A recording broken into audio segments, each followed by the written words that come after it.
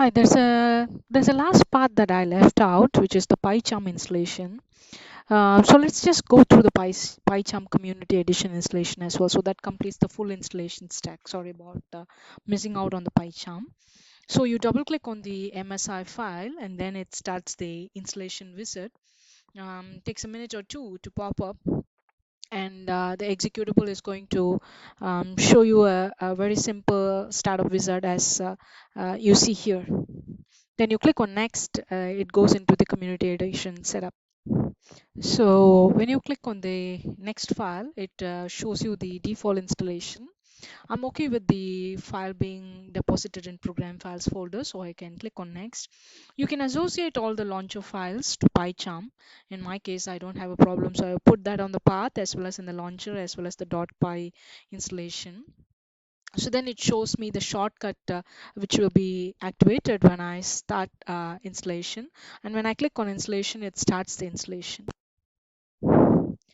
So as usual, if you give it a couple of minutes, it will completely install. Okay, and then of course you'll be able to see the Pycharm installed on your setup as well.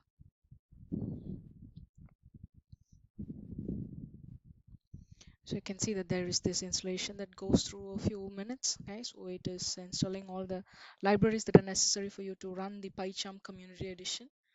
Okay, so this is the free one that allows us to do the basic Python code editing.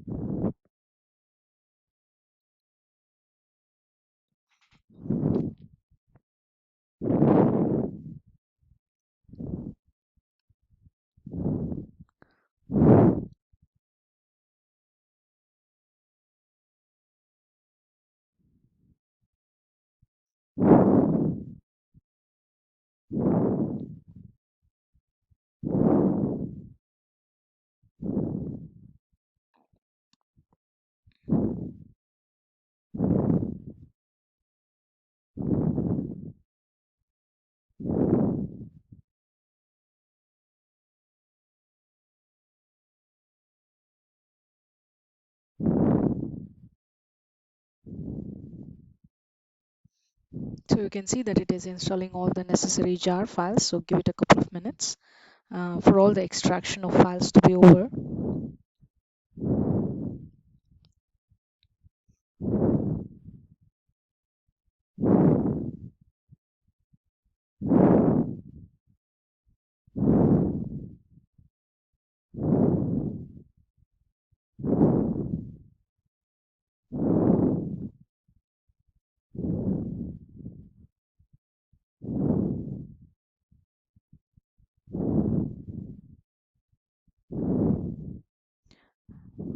So as it nears completion, it is going to, once the installation is done proper and all files are extracted, you will see that the next button is activated as it is shown here.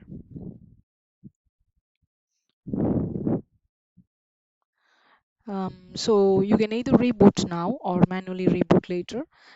So to complete the installation, you just have to click on the finish button. Okay, so this was the last step in installation that was missed up on the previous video. So I'm trying to complete this.